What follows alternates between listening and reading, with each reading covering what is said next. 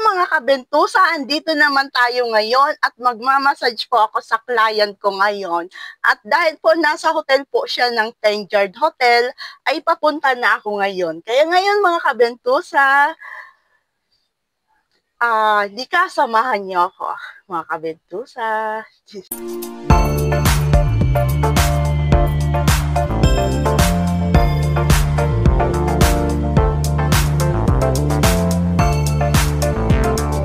Ngayon po mga kabentusa ay andito na ako ngayon sa Tenjard Hotel. Kaya magmamassage po ako at bentusa po si client.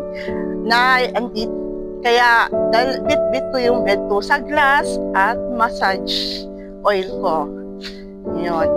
Kaya bawal po sila, huwag silang pilitin na makuna ng pictures or videos. Kaya ngayon mga kabentusa, magpapaalam muna tayo. Kaya ngayon ay mag-start na ako mag-massage. Ngayon po mga kabentusa ay umpisa na ako magbentusa sa client ko. Ang dami niya mga lamig mga kabentusa. Yan po ang pinakamadaming lamig na nakuha ko po kay client.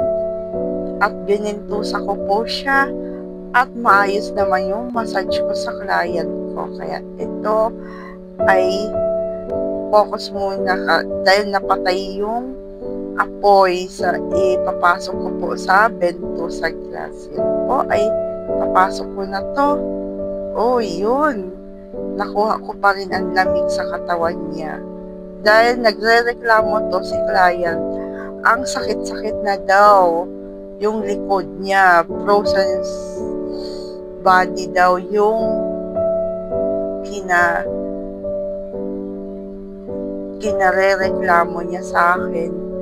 Ang dami niyang lamig mga kabentusa. Yan po ay nagawa ko po mag-bentusa sa client ko.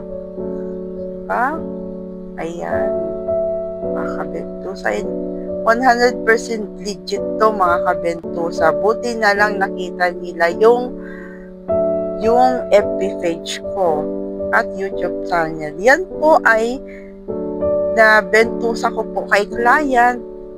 Super dami na talaga yung lamig sa katawan. At hindi siya pwede mag-inom ng tubig na malamig. At bawal po mahanginan. Yung isa pa dyan, after 2 days pa yan maliligo.